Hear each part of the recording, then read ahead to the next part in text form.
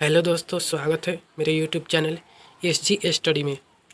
तो फिर से हम लोग लेकर आ चुके हैं क्लास 12 का हिस्ट्री का 40 ऑब्जेक्टिव क्वेश्चन इम्पोर्टेंट हैं और ये कहीं ना कहीं पूछा गया प्रश्न है।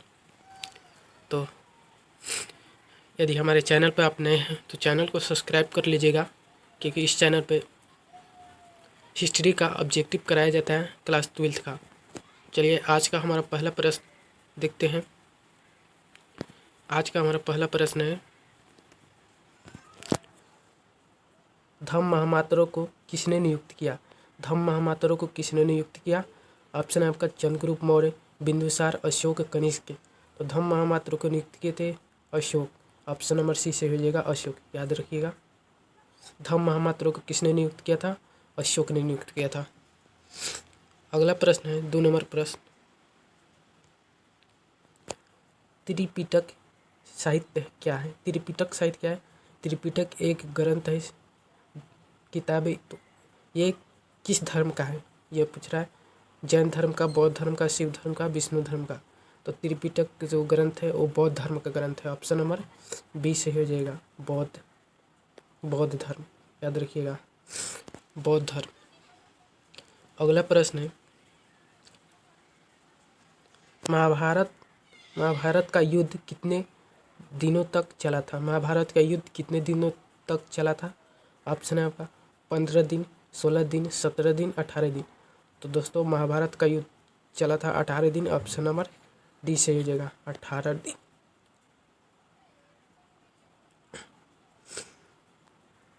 अगला प्रश्न है, कनिष्क का राज्यरोहण तिथि है। कनिष्क का राज्यरोहण तिथि क्या है? तो कनिष्क का राज्यरोहण तिथि है 78 ईस्वी। ऑप्शन नंबर बी सही हो जाएगा, याद रखिए 78 ईस्वी। अगला प्रश्न है 5 नंबर प्रश्न, महावीर ने पार्श्वनाथ के सिद्धांत में नए सिद्धांत क्या जोड़ा? महावीर स्वामी थे, जैन धर्म के थे संस्थापक। तो पार्श्वनाथ के सिद्धांत में नए सिद्धांत क्या जोड़े थे? तो ब्रह्मचर्य का सिद्धांत जोड़े थे। ऑप्शन नंबर डी से हो जाएगा ब्रह्मचार्य, याद रखिएगा। ऑप्शन नंबर डी से हो जाएगा। महावीर स्वामी ने पार्श्वनाथ के सिद्धांत में नए सिद्धांत जोड़े थे, ब्रह्मचर्य के सिद्धांत जोड़े थे, याद रखिएगा। अगला प्रश्न है, पुर्तगालियों ने गोवा पर कब अधिकार किया? पुर्तगालियों ने गोवा पर अधिकार कब किया? तो पुर्तगालियों ने गोवा पर अधिकार किए थे 1510 ईस्वी में। ऑप्शन नंबर बी से हो जाएगा 1510 ईस्वी में। अगला प्रश्न है, सहायक संधि की नीति कार्यान्वित किया? सहायक संधि की नीति कार्यान्वित किसने किया था? तो वेलेस्ली ने किया था। ऑप्शन नंबर सी से हो जाएगा वेलेस्ली, याद रखिएगा वेलेस्ली। अगला प्रश्न है 8 नंबर प्रश्न, अवध में 1857 की विद्रोह का नेतृत्व किसने किया था? अवध में 1857 के विद्रोह का नेतृत्व किसने किया था? मंगल पांडे, तांत्या टोपे, बेगम हजरत महल, लक्ष्मीबाई। तो इसका राइट आंसर हो जाएगा option number C, Begum Hazrat Mahal, याद रखिएगा बेगम हजरत महल। अवध में 1857 के विद्रोह का नेतृत्व किए थे बेगम हजरत महल। अगला प्रश्न है, 1857 का विद्रोह आरंभ हुआ। 1857 का विद्रोह कब आरंभ हुआ? तो 10 मई का हुआ था। ऑप्शन नंबर ए सही हो जाएगा 10 मई, याद रखिएगा दोस्तों 10 मई। अगला प्रश्न है 10 नंबर प्रश्न, भारतीय राष्ट्रीय कांग्रेस के संस्थापक कौन माने जाते हैं? भारतीय राष्ट्रीय कांग्रेस के संस्थापक कौन माने जाते हैं? तो ए ओ हुम माने जाते हैं। ऑप्शन नंबर ए सही जगह ए ओ हुम।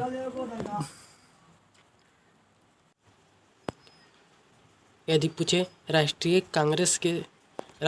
भारतीय राष्ट्रीय कांग्रेस का स्थापना कब हुआ था? तो 1885 में हुआ था, याद रखिएगा। अगला प्रश्न है, विजयनगर साम्राज्य की स्थापना किसने की? विजयनगर साम्राज्य की स्थापना किसने की? तो विजयनगर साम्राज्य की स्थापना किए थे हरिहर और बुक्का। हरिहर और बुक्का ने किए थे। तो ऑप्शन नंबर ए सही हो जाएगा, हरिहर एवं बुक्का। याद रखिएगा। अगला प्रश्न है, उत्तर भारत में भक्ति आंदोलन का आरंभ किस संत ने किया? उत्तर भारत में भक्ति आंदोलन का आरंभ किस संत ने किया? तो रामानंद ने किए थे। ऑप्शन नंबर सी सही हो जाएगा, रामानंद। ऑप्शन नंबर सी सही हो जाएगा, रामानंद। उत्तर भारत में भक्ति आंदोलन का आरंभ किस संत ने किया? रामानंद ने। अगला प्रश्न है, कैप्टन हॉकिंस किस मुगल शासक के दरबार में आया था? कैप्टन हॉकिंस किस मुगल शासक के दरबार में आया था? तो कैप्टन हॉकिंस है जो आपके जहांगीर के दरबार में आए थे, जहांगीर के दरबार में। ऑप्शन नंबर बी सही हो जाएगा, जहांगीर। अगला प्रश्न है, निम्नलिखित में अकबर किस पर अधिकार नहीं कर सका? निम्नलिखित में अकबर किस पर अधिकार नहीं कर सका? तो आपका राइट आंसर हो जाएगा मेवाड़। ऑप्शन नंबर ए सही हो जाएगा, मेवाड़। अगला प्रश्न है,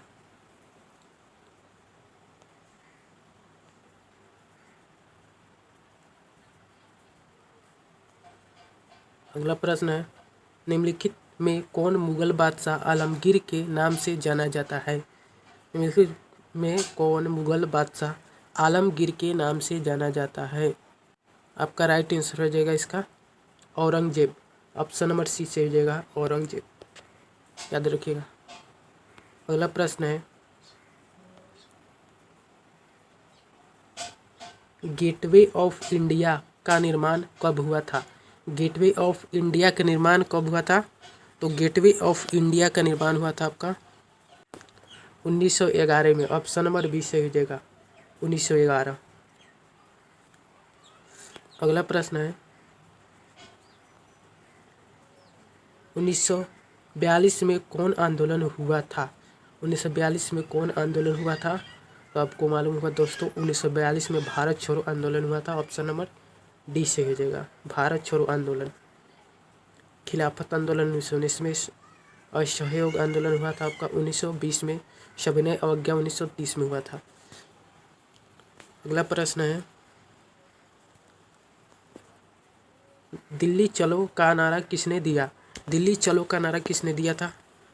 आंसर ऑप्शन है आपका गांधी जी, जवाहरलाल नेहरू, राजेंद्र प्रसाद, सुभाष चंद्र बोस। तो दिल्ली चलो का नारा आपके दिए थे Subhash Chandra Bose. Option number D से हो जाएगा, सुभाष चंद्र बोस। अगला प्रश्न है,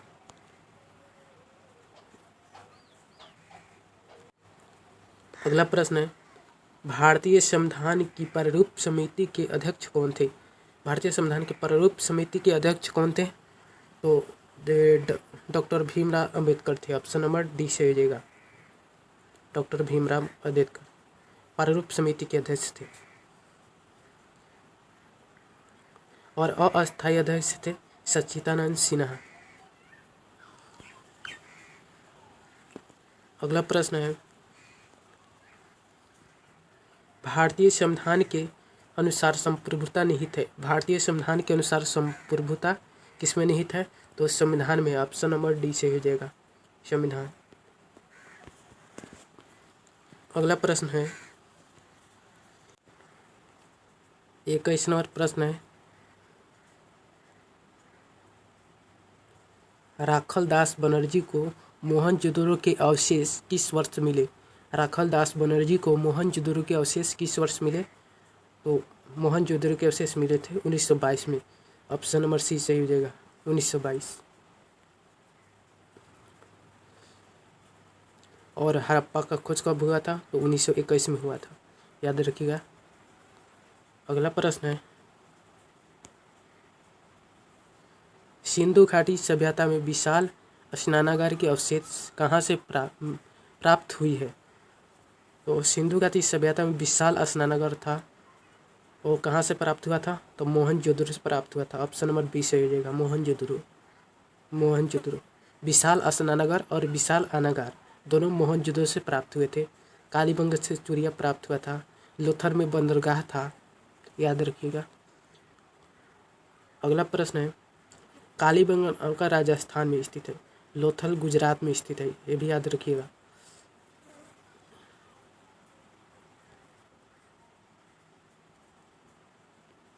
अगला प्रश्न है,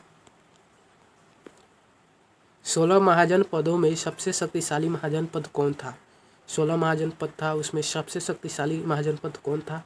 तो मगध था। ऑप्शन नंबर ए सही हो जाएगा, मगध। 16 महाजनपदों में सबसे शक्तिशाली महाजनपद मगध था। अगला प्रश्न है, अर्थशास्त्र और इंडिका से किस राजवंश के बारे में जानकारी मिलती है? अर्थशास्त्र और इंडिका से किस राजवंश के बारे में जानकारी मिलती है? अर्थशास्त्र के लेखक कौन है? तो अर्थशास्त्र के लेखक कौटिल्य है और इंडिका के लेखक मेगास्थनीज है। तो इससे किस वंश के बारे में जानकारी मिलती है? तो मौर्य वंश के बारे में जानकारी मिलती है। ऑप्शन नंबर ए सही हो जाएगा, मौर्य वंश, याद रखिएगा। और ये भी पूछ देता है अर्थशास्त्र के लेखक कौन है? तो कौटिल्य चाणक्य हो जाएंगे, उन्हीं का नाम है कौटिल्य चाणक्य।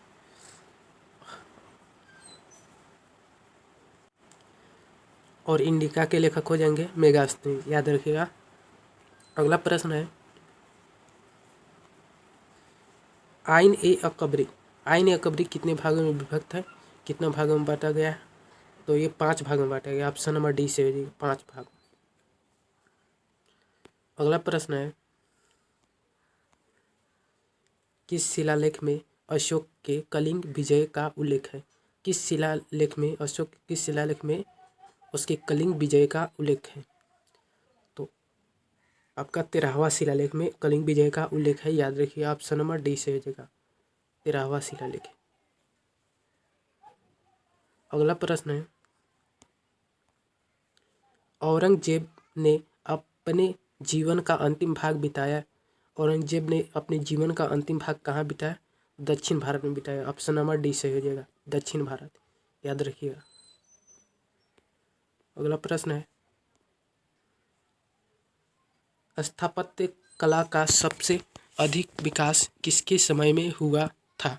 स्थापत्य कला का सबसे अधिक विकास किसके समय में हुआ? तो इसका राइट आंसर हो जाएगा शाहजहां के काल में। ऑप्शन नंबर आपका सी से हो जाएगा, शाहजहां। अगला प्रश्न है, शेख मोइनुद्दीन चिश्ती की दरगाह स्थित है।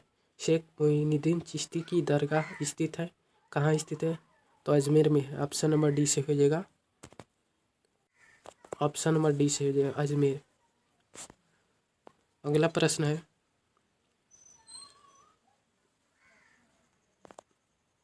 इंग्लिश ईस्ट इंडिया कंपनी की स्थापना कब हुई? इंग्लिश ईस्ट इंडिया कंपनी की स्थापना कब हुई थी? तो हुआ था आपका 1600 ईस्वी में। ऑप्शन नंबर ए से हो जाएगा, 1600, याद रखिएगा। इंग्लिश ईस्ट इंडिया कंपनी की स्थापना 1600 ईस्वी में हुआ था। अगला प्रश्न है, किस भारतीय शासक को नेपोलियन की संज्ञा दी गई है? किस भारतीय शासक को नेपोलियन की संज्ञा दी गई है? तो समुद्रगुप्त को दिया गया। ऑप्शन नंबर सी सही हो जाएगा, याद रखिएगा, समुद्रगुप्त। अगला प्रश्न है, एलोरा के कैलाश मंदिर का निर्माण किस राजवंश ने किया था? एलोरा के कैलाश मंदिर है, उसका निर्माण किसने किया था? तो राष्ट्रकूट ने किया था। ऑप्शन नंबर डी से हो जाएगा, याद रखिएगा, राष्ट्रकूट। अगला प्रश्न है, स्तूप का संबंध किस धर्म से है? स्तूप का संबंध किस धर्म से है? तो स्तूप का संबंध आपका बौद्ध धर्म से, याद रखिए। ऑप्शन नंबर ए से हो जाएगा, बौद्ध धर्म। स्तूप का संबंध बौद्ध धर्म से है। अगला प्रश्न है, अल-बरूनी किसके साथ भारत आया था? अल-बरूनी किसके साथ भारत आया था? तो अल-बरूनी आपका महमूद गजनवी के साथ भारत आया था। ऑप्शन नंबर बी से हो जाएगा, महमूद गजनवी, याद रखिएगा। अल-बुरूनी किसके साथ भारत आया था? महमूद गजनवी के साथ भारत आया था।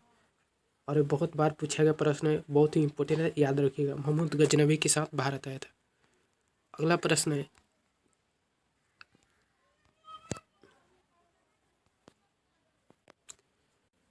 अगला प्रश्न है, इब्न बतूता किस देश का निवासी था? इब्न बतूता किस देश का निवासी था? तो इब्न बतूता मोरक्को का निवासी था। ऑप्शन नंबर सी से हो जाएगा मोरक्को, याद रखिएगा। अगला प्रश्न है, मुस्लिम लीग की स्थापना किस वर्ष हुई थी? मुस्लिम लीग की स्थापना किस वर्ष हुई थी? तो 1906 में हुआ था, याद रखिएगा। ऑप्शन नंबर बी से हो जाएगा 1906। अगला प्रश्न है, जालियांवाला बाग हत्याकांड किस वर्ष हुआ था? तो जालियांवाला बाग हत्याकांड हुआ था 13 अप्रैल को हुआ था। 13 अप्रैल 1919, याद रखिए, 13 अप्रैल 1919 को हुआ था। अगला प्रश्न है, डांडी किस राज्य में स्थित है? डांडी किस राज्य में स्थित है? डांडी आपका गुजरात में स्थित है। ऑप्शन नंबर सी से हो जाएगा गुजरात। अगला प्रश्न है, पुणे समझौता किस वर्ष हुआ था? पुणे समझौता किस वर्ष हुआ था? तो पुणे समझौता आपका 1932 में हुआ था। ऑप्शन नंबर ए से हो जाएगा 1932, याद रखिएगा 1932। अगला प्रश्न है, जो कि लास्ट प्रश्न है, 40 नंबर प्रश्न, तो इसको भी हम लोग देख लेते हैं। निम्नलिखित में किसका प्रकाशन अब्दुल कलाम आज़ाद ने किया था? तो इसका राइट आंसर हो जाएगा अल हिलाल। ऑप्शन नंबर बी से हो जाएगा।